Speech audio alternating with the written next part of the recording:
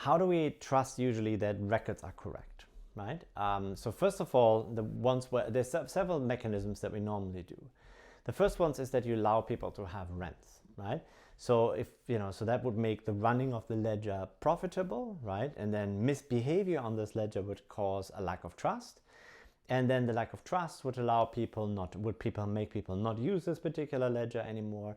And then your rents are gone. So there's like a self-interest motive in order to operate this correctly. And that creates trust, right? Now, the next thing is you could have some form of external punishment, right? So if there's misbehavior, then you would have commercial, legal, social punishment directly coming your way. Now you can also have, and this is what basically at the moment blockchains are built on, is you have a physical resource cost. So it means that you running the ledger is a costly activity. If I misbehave in the future, then you have a lack of trust. And so then my previous investment that I have is destroyed. So in many ways, this is how you can think about the miners in Bitcoin. Most of them hold already their Bitcoin as a tool. And so this Bitcoin would be destroyed and the value of that Bitcoin would be destroyed. And another way to think about it is as fixed costs. So I have made an investment in the mining equipment. And if I would misbehave, if there's a hack on my network or there's a double spending attack, then that would mean that people will not use the network anymore. And that means that I've made my investment in vain.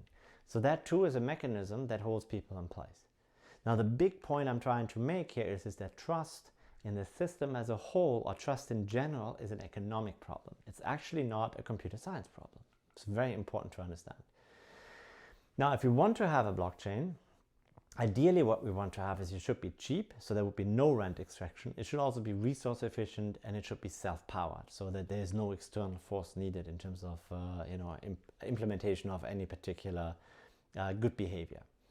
Now, here's the problem though, and so this is by a paper by Markus Brunnermeier, and he basically thinks that there is an impossibility triangle.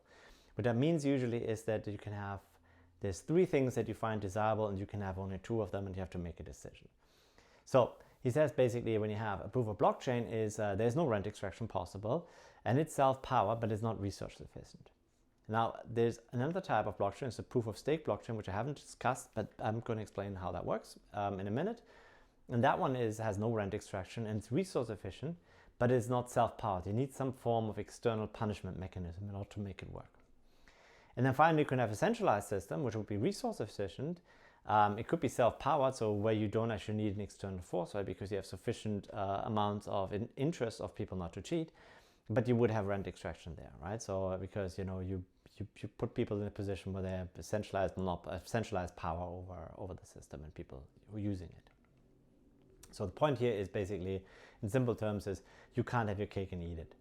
As I said, this is a paper by Markus Brunnermeier and his co-author from 2019.